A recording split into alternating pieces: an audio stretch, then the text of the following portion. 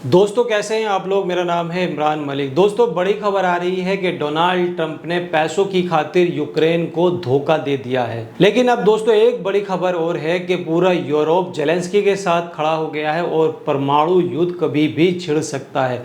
तो ऐसा मैं क्यों कह रहा हूँ, वीडियो के एंड तक बने रहिएगा, सारी जानकारी मैं आपको दूंगा। अगर आप इस चैनल पर नए हैं तो चैनल को सब्सक्राइब कीजिएगा, बेल आइकन दबाना ना भूलिएगा। ट्रंप ने मुफ्त में गोला बारूद देने से मना कर दिया था और यूक्रेन की सैन्य मदद भी रोक दी थी। जेलेंस्की को अमेरिका बुलाकर बेइज्जती किया था। ट्रंप ने बाला बदला, रूस के साथ चले गए और यूक्रेन का साथ छोड़ने से दोस्तों यूक्रेन पूरा अकेला हो गया था। लेकिन अब दोस्तों यूरोपीय देश मिलकर यूक्रेन की मदद करने के लिए आगे आ चुके हैं। दोस्तों जब ट्रंप ने यूक्रेन को धोखा दिया तब ऐसा लगा कि अब यूक्रेन को पूरी तरीके से निकल जाएगा, लेकिन अब पूरा का पूरा यूरोप जेलेंस्की के साथ खड़ा हो गया है।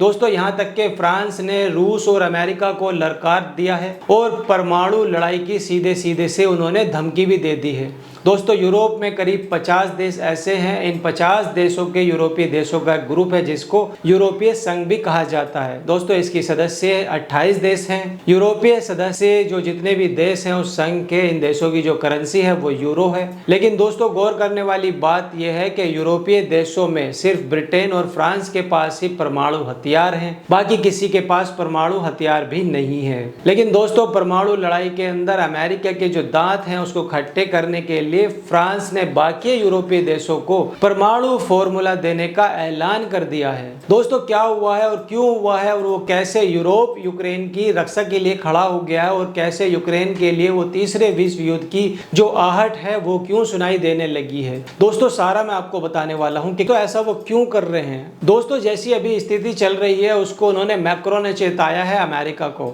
रूस की जमीन खोने की कोई सीमा नहीं है। रूस केवल यूक्रेन तक ही सीमित नहीं रहेगा, वो फ्रांस और यूरोप के लिए सीधा खतरा पैदा भी कर सकता है। अगर अमेरिका रूस से अलग नहीं होता है तो महाद्वीप को आने वाली चुनौतियों के लिए तैयार रहना चाहिए। क्रूर दुनिया एक नए तीसरे विश्व युद्ध की तरफ आगे बढ़ रही है और खतरे की जो इस दुनिया के अंदर है उसमें दर्शक बने रहना है केवल एक पागलपन होगा। यूरोप का जो भविष्य है वो वॉशिंगटन या मॉस्को के अंदर तय नहीं होगा। पूरे यूरोप को जो बचाने की जिम्मेदारी है वो केवल अमेरिका की नहीं है। आज की अगर स्थिति देखें, जो दोस्तों एक व्यक्ति ने भविष्यवाणी की थी कि अमेरिका आज हमारे जाते मित्र है, करीब है, लेकिन एक दिन अमेरिका के हित हमारे हितों से टकराएंगे और वही आज होता हुआ भी दिखाई दे रहा है। दोस्तों आज की तारीख के अंदर यूरोप के अंदर सिर्फ फ्रांस और ब्रिटेन ही ऐसे हैं जिनके पास परमाणु बम है। फ्रांस के पास करीब 300 परमाणु बम बताए जाते हैं और यूके के पास करीब 250 न्यूक्लियर यानी कि परमाणु वॉरहेड्स हैं। फ्रांस अपने परमाणु बमों को फाइटर जेट्स या फिर पनडुब्बियों से दाग सकता है। फ्रांस ने अपने परमाणु बमों के साथ साथ पनडुब्बियों और फाइटर जेट्स को खुद ही विकसित किया हुआ है, यानी कि हथियारों के मामले में फ्रांस पूरी तरीके से सक्षम है और संप्रभुत्व है और आत्मनिर्भर भी है। लेकिन दोस्तों ब्रिटेन के साथ ऐसा नहीं है। ब्रिटेन अमेरिका पर पूरी तरीके से निर्भर है। क्या यूरोप का संकट मोचक बनेगा फ्रांस? क्या उसने अपने परमाणु बमों के जो दरवाजे हैं उनको खोल दिया है? फ्रांसीसी राष्ट्रपति ने बिल्कुल साफ कर दिया है कि वो अपने परमाणु बमों को अब दूसरे यूरोपीय देशों के साथ में शेयर करने के लिए तैयार हो गए हैं। फ्रांस का परमाणु सिद्धांत अभी तक इस बात पर निर्भर था कि अगर राष्ट्रपति को लगता है कि फ्रांस का अस्तित्व खतरे में है तो परमाणु प्रतिक्रिया की जा सकती है। बहुत जल्द फ्रांस अपने परमाणु जो हथियार हैं उनकी नीति बदल सकता है और यूरोप की रक्षा के लिए परमाणु शक्ति का भी वो इस्तेमाल कर सकता है और उसका मुद्दा यूरोपीय संघ में भी रख सकता है। किस देश के पास कितने परमाणु हथियार हैं? दोस्तों इस बात के अंदर कोई शक नहीं है कि परमाणु युद्ध अगर शुरू हुआ तो पूरी तरीके से दुनिया करीब करीब खत्म हो जाएगी। सैकड़ों सालों तक परमाणु युद्ध के अंदर प्रभावित जो क्षेत्र हैं विनाश के अंधेरे में रहेंगे। परमाणु जो संपन्न देश हैं अगर उनकी तरफ देखा जाए तो रूस के पास लगभग सबसे ज्यादा परमाणु बम बताए जाते हैं। रूस के पास 5889 परमाणु बम बताए जाते हैं।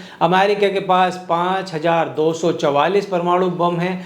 चीन के पास 410 परमाणु बम, फ्रांस के पास 290 और यूनाइटेड किंगडम के पास 225 परमाणु हथियार हैं। दोस्तों फ्रांसीसी राष्ट्रपति ने बिल्कुल साफ कह दिया है, संकेत दिए हैं कि कुछ यूरोपीय देश पहले से ही फ्रांसीसी न्यूक्लियर की छत्र छाया में है। क्या यूरोपीय देश फ्रांसीसी परमाणु बम की तनातनी अपने देश में वो चाहते हैं? फ्रांसीसी राष्ट्रपति ने दोस्तों बिल्कुल संकेत दिया है, साफ कहा है कि कुछ यूरोपीय देश पहले से ही फ्रांसीसी न्यूक्लियर के छत्र छाया में है। क्या यूरोपीय देश फ्रांसीसी परमाणु की तैनाती अपने देश में करना चाहते हैं? दोस्तों बीबीसी की एक रिपोर्ट के अंदर कैथोलिक यूनिवर्सिटी ऑफ लिली के पियरे हारोची कहते हैं कि अतीत के अंदर जो फ्रांस ने जो प्रस्ताव रखा था सामने, कई देशों ने प्रतिक्रिया नहीं दी थी, क्योंकि वो ये नहीं दिखाना चाहते थे कि उन्हें अमेरिका के अंदर या फिर नाटो पर भरोसा नहीं है।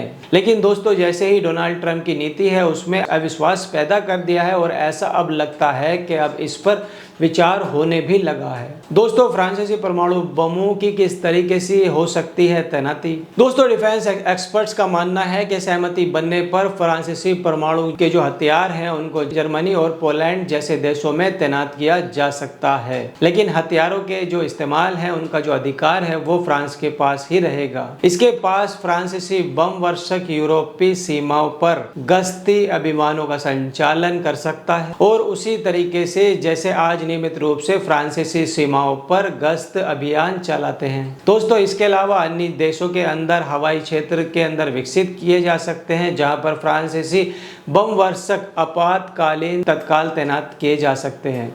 दोस्तों सवाल यहां पर यह उठ सकता है कि रूस के हजारों परमाणु बमों के मुकाबले क्या फ्रांस के करीब 300 परमाणु बम पर्याप्त होंगे, क्या फिर नहीं? दोस्तों ब्रिटेन के साथ अगर वो गठबंधन कर लेता है तो उसमें गठबंधन के साथ इजाफा हो सकता है, लेकिन जर्मनी, इटली और नीदरलैंड जैसे देशों के अंदर भी परमाणु हथियारों की तैनाती से रूस के पास निश्चित रूप से एक संदेश जाएगा। लेकिन दोस्तों एक्सपर्ट्स का यह भी मानना है कि डोनाल्ड ट्रंप के शासन वाले अमेरिका ने उनके अंदर अविश्वास पूरी तरीके से जन्म दे दिया है। उन्हें अब अमेरिका पर यकीन नहीं रहा है। ट्रंप को अपने दूसरे कार्यकाल में यानी कि दूसरे टर्म में सिर्फ पैसा चाहिए। अब ट्रंप ने दूसरी बार राष्ट्रपति बनते ही सभी देशों के साथ सारे जो संबंध हैं उनको सूली पर चढ़ा दिया है और इसीलिए यूरोप अपनी रक्षा के लिए परमाणु हथियारों के साथ तैयार खड़ा है। दोस्तों अगर ऐसा होता है, अगर ऐसा बताया जा रहा है कि अगर ऐसा होता है तो तीसरा विश्व युद्ध कभी भी छिड़ सकता है। अगर डोनाल्ड ट्रंप की जो नीति है वो इसी तरीके से लगातार चलती रही